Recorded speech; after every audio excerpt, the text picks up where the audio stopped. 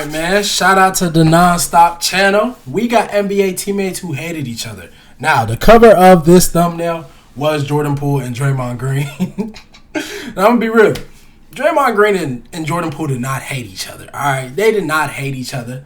They had some, ongoing issues in training camp.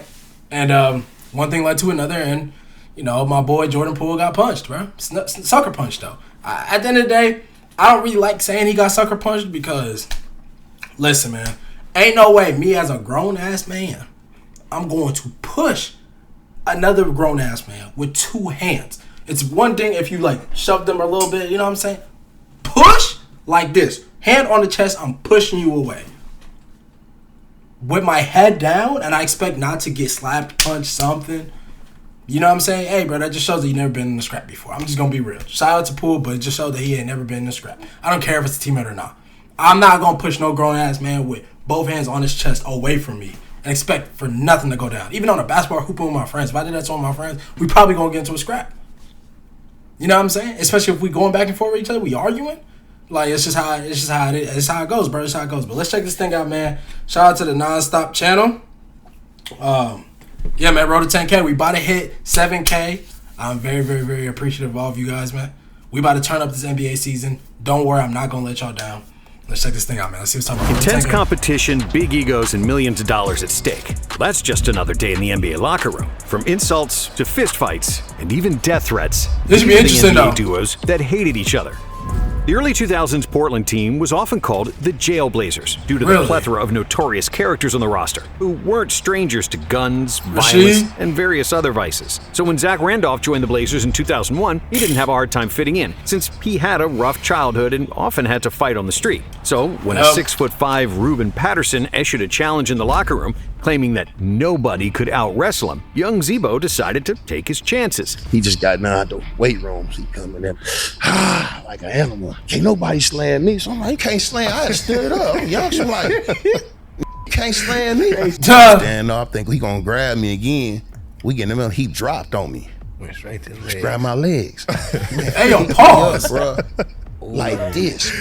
And throw me on my back. Like a WWE. And we called it the slam heard around the world, and man, I couldn't practice for 2 weeks, had a bruised tailbone. But even though he lost the battle, Randolph intended to win the war. In the following season, the two young Bulls decided to clash their horns again. And this time, it didn't end well for Patterson. A couple weeks later, Zach comes back. And we practice, we going at it. Ruben getting mad, Quintel killing his Ruben, here you go, bully, try to square up. Quinn? I'm just staring on the court. He looked at me like, what you gonna do, man? He looked at me, I took him. Boom. Wow. Hit Rube in his face, he hit him in his eye, and as we found out later that he fractured his orbital socket. Really? However, because Patterson was known for violent off-court behavior, Randolph realized that he might have punched the wrong man. We get up out here, he going crazy. The whole team had to hold me back. He's trying to get in the locker room. Like 6 dudes had to hold you back. They said so. They couldn't home, so they rushing us out of there. Shower at home. Take all your practice, you and Q. Y'all get the out of here, dog. We leaving. They scared. They run in the back. Man, y'all better go. He going crazy, man. He trying to get back here. Randolph got so scared that he decided to hide for the next couple of days at his teammate's house, afraid that Patterson would pull up to his home and shoot him. In the end, Randolph was fined $100,000, suspended for 2 games, and apologized to Patterson, even though the apology was never accepted. Somehow, the two managed to coexist for the next couple of seasons until Patterson got traded to Denver. But when it comes to big fights between former teammates, in the 90s, there wasn't a bigger one than the brawl between Larry Johnson and Alonzo Mourning during the 1998 NBA playoffs, when poor Jeff Gundy almost got killed while trying to stop the fight. However, the beef between Alonzo Mourning and Larry Johnson started several years earlier, when they were both playing for the Charlotte Hornets. Charlotte's luck in the lottery enabled him to pick Johnson with the first overall pick in the 1991 draft and center Alonzo Mourning with the second pick overall in '92. Johnson got there first. He won Rookie of the Year, opposed to Mourning, and he believed that he was the top dog on the young Hornets team. And the Hornets thought so too, because in 1993 they signed him to a 12-year, $84 million deal, which at the time was the most lucrative contract in NBA history.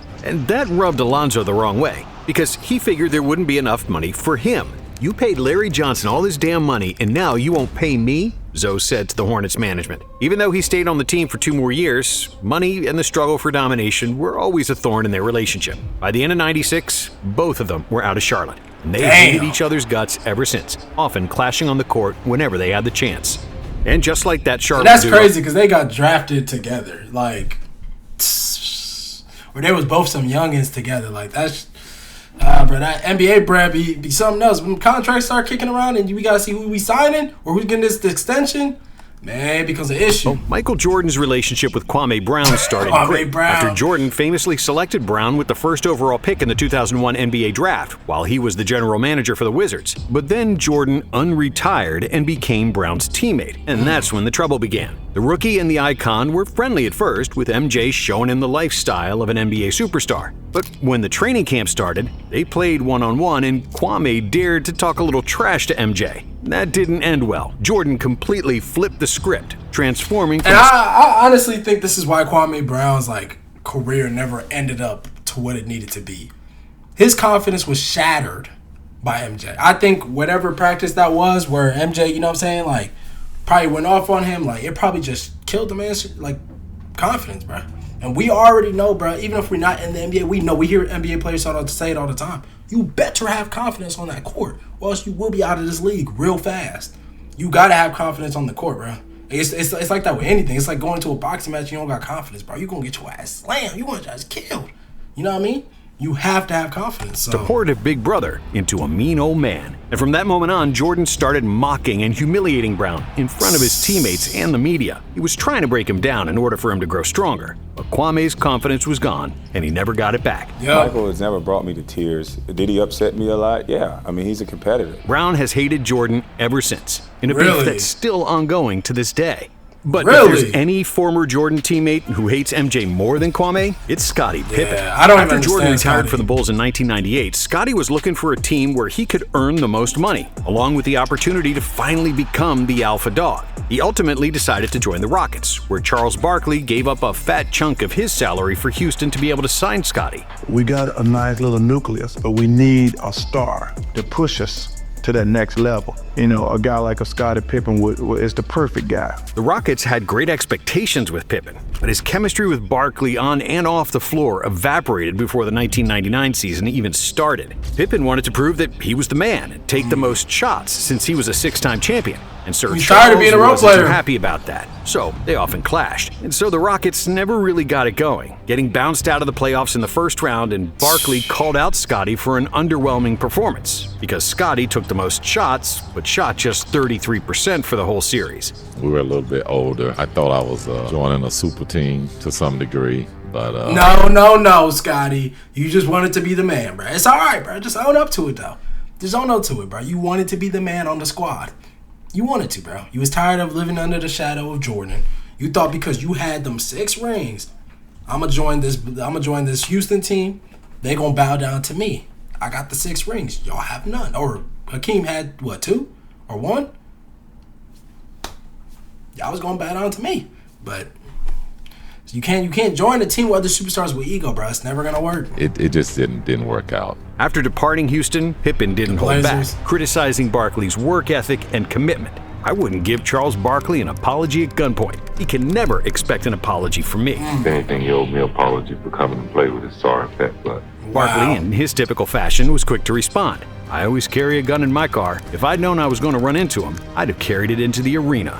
So if I get arrested for murder, y'all know he didn't apologize. I mean, they just joking. One of the weirdest fallouts between teammates happened in 2009 with the dysfunctional New York Knicks. And it all stemmed from a spoiled superstar. Before the start of the 2009 season, Stephon Marbury was a 2-time All-Star, averaging 20 points and 8 assists for his career. Marbury really low-key underrated. Coach Mike D'Antoni told Marbury that he'd play fewer minutes than the previous year, which wasn't a total surprise, since Steph came off the worst year of his career and was past his 30th birthday. But Marbury felt disrespected, and instead of trying to prove his coach wrong by playing harder, he did the complete opposite, deciding not to play at all. Stephon Marbury suspended today by the New York Knicks for 1 game for allegedly refusing to play on Wednesday night. With Marbury on strike, the Knicks management was outraged. But with his big contract, they couldn't trade him anywhere. When the season started and Marbury was still watching from the sidelines, someone had to step up and say something. And that someone was Quentin Richardson. Regardless of what you've got going on with the organization or what you have going on with your coach or whatever, you're not going to allow your teammates to be left out there the way we were basically being left out there. This is directed at us regardless if you're trying to stick it to whoever you're trying to stick it to.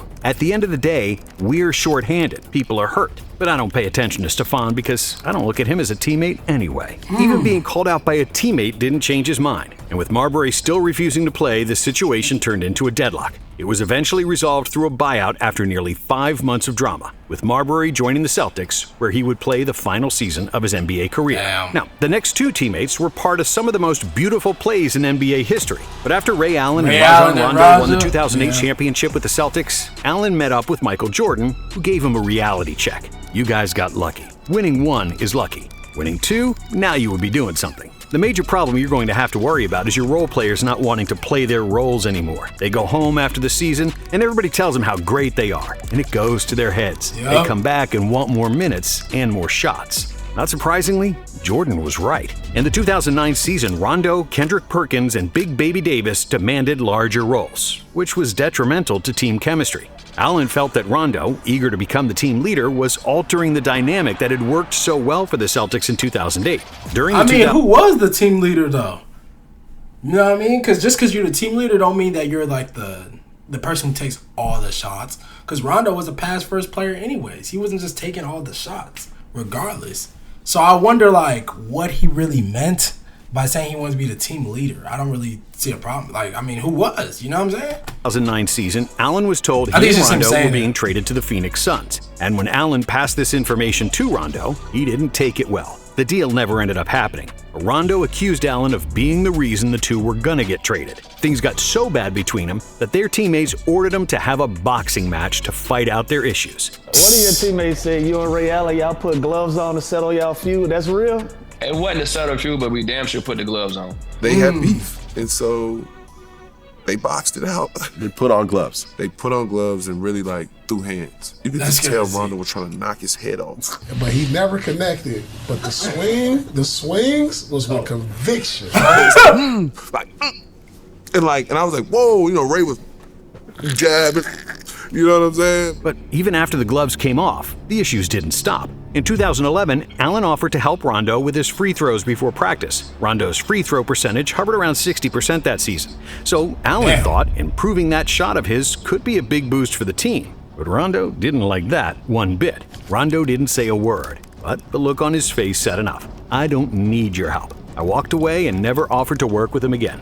I can't help somebody who doesn't want to help himself. In 2012, the situation became almost unbearable. Beef for no reason. Allen believed that Rondo started sabotaging him on the court and had stopped passing him the ball, even when he was wide open. After a regular season game against the Pacers, the two started screaming at each other in the locker room. When Allen approached Rondo to try and resolve things on the plane home, Rondo was not interested. I got 11 games to play with you, and that's it, he told Allen. However, when Allen's contract expired at the end of the 2012 season, everyone expected him to re-sign and retire as a Celtic. But Ray had other plans. He signed with the Miami Heat, taking less money for a chance to win another championship. And the Celtics felt like he stabbed him in the back. Kevin Garnett and Rondo were the most critical of his decision. Kevin Garnett ain't like that. Still to this day, Kevin Garnett don't like that, bro. Y'all seen the one post of LeBron dapping up at the 25th anniversary?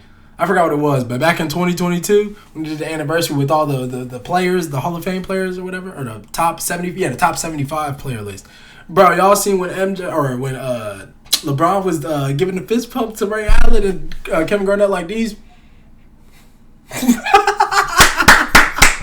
Yo, that stuff is still funny to this day. Every time I see that video, that shit is funny. Miami first played Boston to go most critical of his decision. And they didn't even want to say hi to Allen when Miami first played Boston. To go with the enemy? That's unheard of in sports, Rondo said. I don't take back what I said. That's what it is. For the next decade, most of the Celtics didn't speak to Ray. And in 2017, Rondo began organizing a 10-year reunion vacation for the 2008 championship team. He invited everyone except Allen, confirming that their beef was still ongoing. And an almost identical situation happened to another pair of NBA champions, one of whom was a veteran, while the other was looking for a bigger role. In 2022, Jordan Poole was playing the best basketball of his career. God, man, this stuff hurts so bad, bro. It just hurts so bad, man. Like, Draymond, why'd you have to punch this dude, bro? Why did you have to punch him, bro? I don't care what nobody says. I don't care how bad Jordan Poole played in 2023 post the punch. But, dude, this man literally would have been the Warriors franchise player when Curry retired. He would have, bro. He would have. We would have built around Poole. We would have, bro. I always was saying it before the punch happened. Before the punch happened, y'all gonna call me crazy, but I was saying, bro, I knew the contract situations was coming up and stuff like that. I was saying that, bro, Klay should be traded. As much as I love Klay, bro, like, Klay is the original splash, bro. You know what I mean? Like, but I was already saying to myself before that punch happened in that training camp that, bro, Poole should take that starting role over Klay, and Klay should get traded. If he don't want to take a bench role, he should get traded. Because Klay's not the same no more. He's not the same. And Poole was emerging. Poole was becoming a starting player, bro. He was a sixth man, but he was really a starting player, bro. We ended games with that man, bro. He was a starter. And it's just like... and was a key player off the bench in the Warriors' championship run. However, just like Michael Jordan predicted in 2008, the same thing happened with the Warriors. Poole wanted a big contract, and when he finally got one, he got a little cocky. Man, stop. See, this is what we got to stop doing with this narrative of Poole. I'm not going to let us throw small on Poole's name like that at the end of the day, bro. If you really have been tapped in with the Warriors and what happened during that whole thing, Draymond was talking crazy to Poole that whole entire training camp, bro. I'm going to just put it this way for y'all simply. Draymond was talking crazy to Poole the whole entire training camp. Steve Kerr finally told Poole, hey, bro, you got to stick up for yourself. You know what I'm saying? Like, you got to stick up for yourself. You got to say something back at him. Bark back at the nigga. And then Poole said something about Draymond being expensive backpack to Curry. And then apparently, now this is what did happen. He called Draymond the B-word. Now, Draymond, you are a huge hypocrite. I'm not going to lie. Because you called folks the B-word all the time. I always tease you about calling LeBron the B-word and all this other stuff, calling him the B-word, calling him a money. You know what I'm saying? But you over here on vacation with them dancing like these and shit. Like, what? But you punched Poole for calling you the B-word, your own teammate. But the person you was going against, the person you had a rivalry with, you called him a B and you over here on vacation with him. Like, I get the B-word is fighting words, but like, nigga, you was calling another man that shit and you over here buddy-buddy with them. It never makes sense to me when Draymond talks about how Poole wanted to use the B-word against him and then that's why he got punched. I get it, yeah. If a grown man calls you the B-word and he pushes you, yeah, it's probably scrap time. That's why I say Jordan Poole, bro, you just ain't never been in a fight because you should have known that. You should have known that. But, like, let's not act like he really was a problem. He got this big ego because he wanted a bag. My nigga played a pivotal role in winning the chip. Without Jordan Poole, we do not win the chip in 2022. I'm not even going to say without him. If Poole didn't even play half of what he was, we're not winning the chip. Straight up, bro. We're not winning the chip. If Poole didn't even play, bro, I will never forget that first series versus Denver, bro, when Curry was out. That nigga Poole was going crazy. I think he averaged damn near like 29 points versus the Nuggets. It's crazy, man. Yeah.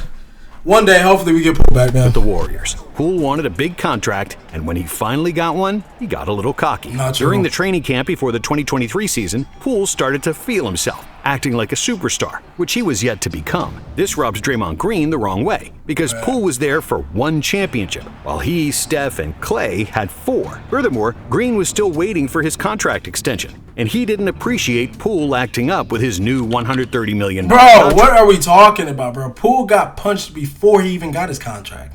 That's how I know nonstop. You didn't do enough research, bro. Like, shout out to you for the channel. I'll be reacting to your stuff, but you did not do enough research. Poole got his contract after he got punched. That's part of the reason why Poole even got that much money. He probably wouldn't have, I'm gonna be real, Poole probably wouldn't have not even got that much money if the punch didn't happen. I'm gonna be honest, y'all.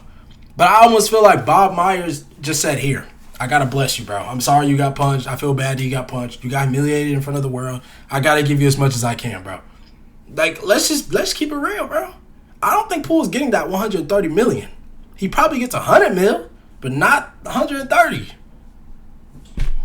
So the two started bickering. So that's wrong. And one day, the situation exploded. TMZ released this video of Draymond punching Jordan Poole. This is the biggest crisis that we've ever had. That's not like one of those fights where you come back and you're great buddies. This is a bigger story than anyone wants to admit. The Warriors suspended Green for the incident. Right after Even the though championship, he publicly crazy, apologized to the organization, to Poole, and his parents. The situation was unsalvageable. We apologized and professional.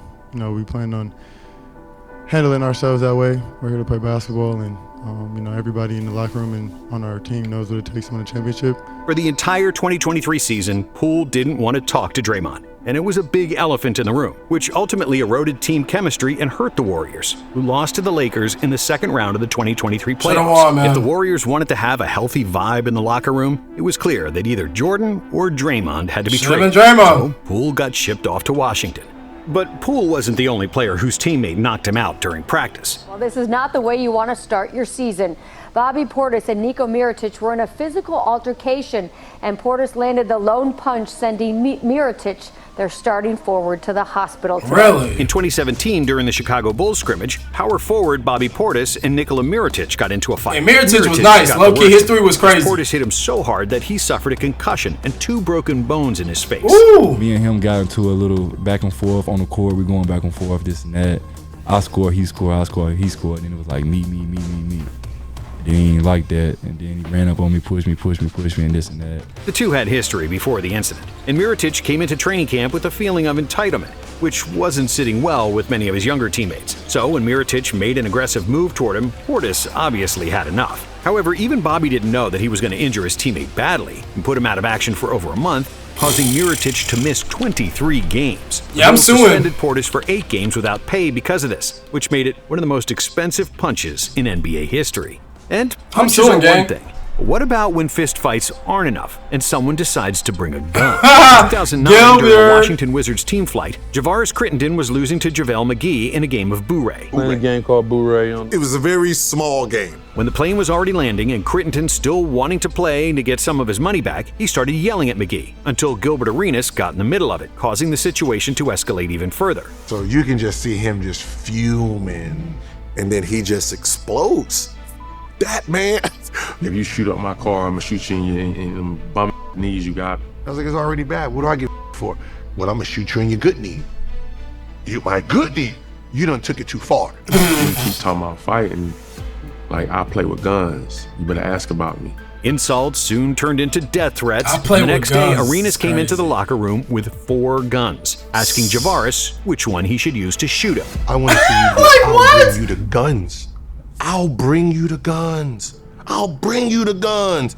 I'm pretty sure. That man Gilbert was just stunting too, bro. He was just fronting. He was not about to shoot no damn teammate. Let's keep it a beam, y'all. You can't afford it.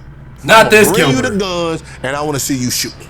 That's how we're gonna do it. And even though it was all a big joke to Arenas, he didn't count on Crittenden bringing his own gun, and the Wizards' locker room soon started to look like a Western movie. Almost everybody scattered out and left the room, after which the police got involved, and the information about guns in the NBA locker room soon became public. Because of their stupidity, both Javaris and Gilbert were suspended for the rest of the season, and they have hated each other ever since. However, the words police presence are rarely associated with this incident, because there was another skirmish that forever etched this phrase in eternity. I remember this. I played in the NBA for 16 years, and I've been on TV for 18 years. It's the first time I ever heard police presence. They got, wait, LAPD was called. Come on, man. In 2018, during Chris Paul's first visit to Los Angeles for a game against the Clippers, a team he used to play for, there was a lot of animosity. The Clippers players kept trash-talking Paul the entire game. After which, the infamous meetup between the two teams happened in a secret tunnel that led to the Clippers' locker room. Well, it was an emotional, chippy game, and it did spill over that game was crazy. Into the hallway. The team is gone. They've all headed to the bus. Actually, outside of their team bus, there is a police presence, just to make sure that nothing else develops or escalates. And it wasn't a big surprise, since nobody on the Clippers really liked Paul, especially Blake Griffin. When CP3 got traded to the Clippers in 2011, the relationship he had with Griffin was great, and the duo was all smiles during press conferences. Blake face. However, over the years, it slowly deteriorated to the point where the two superstars didn't speak to each other. But it wasn't the only beef of Chris Paul's career, far from it. Apart from being disliked by almost every opponent, Paul's competitiveness often rubbed teammates the wrong way, especially if they felt they were the better player. And before he went to the Rockets, CP3 never played with anyone better than him. But I'm gonna be real, the only player I could say that was genuinely overall as a player better than CP3 was Harden. Nobody else. So CP3 genuinely wasn't wrong. He genuinely wasn't wrong. I ain't gonna lie to you. Houston, there was somebody who was better, and it was James Harden. However, during the 2018 season, the Rockets were in sync, storming to the best record in the league. Rockets were tough, upsetting man. the Warriors in the conference finals. Almost. But in 2019, the Rockets weren't as good, and Harden got tired of Paul bossing everybody around. The biggest ick for CP was that Harden didn't move enough without the ball, and the two superstars went nearly 2 months without speaking to each other during the season. Is there anybody Chris Paul gets along with? They report he couldn't get along with Blake Griffin. He got out of New Orleans. He got out of LA. Now Houston. Now there's 3 teams with one common denominator. After they lost to the Warriors again in the 2019 playoffs, it was clear that they couldn't stand each other, after which Paul was traded to OKC.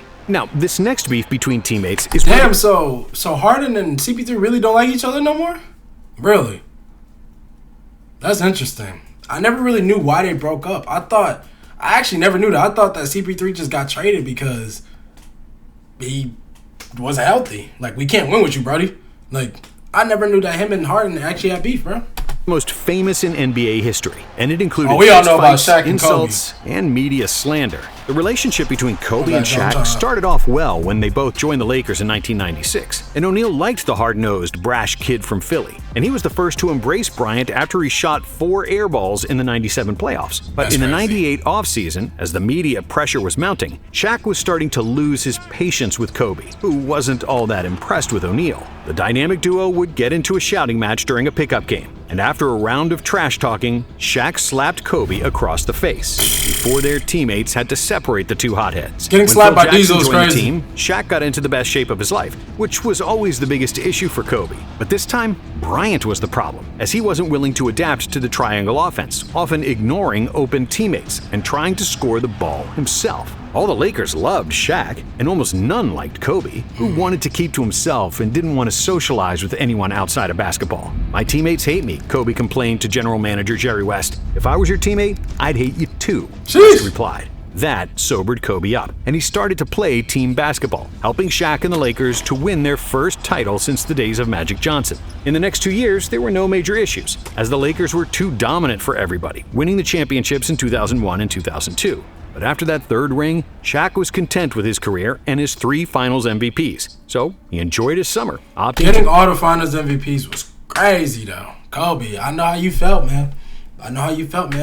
KD got all the finals MVPs over Curry. Delay his toe surgery just before the offseason. "I've got hurt on company time, so I'm going to recover on company time," he famously said. And Bryant was furious that he was so unprofessional and that he had gained weight. After that, Kobe went on a scoring tear without Shaq and didn't want to become the number 2 option once O'Neal returned to court. So the two started constantly fighting in the locker room and over the media. But that was nothing compared to all the drama from the 2004 season. With Kobe going through a trial that could have gotten him incarcerated and ended his career, he never heard from Shaq, who said that the whole team was present at training camp, despite Bryant's absence. Kobe then accused O'Neal of paying off women with whom he had affairs outside of marriage, which further infuriated Shaq, as well as the other Lakers. And even though Phil ordered him to stop insulting each other through the media, on the very next day, Bryant had an interview with Jim Gray, in which he called Shaq fat and lazy.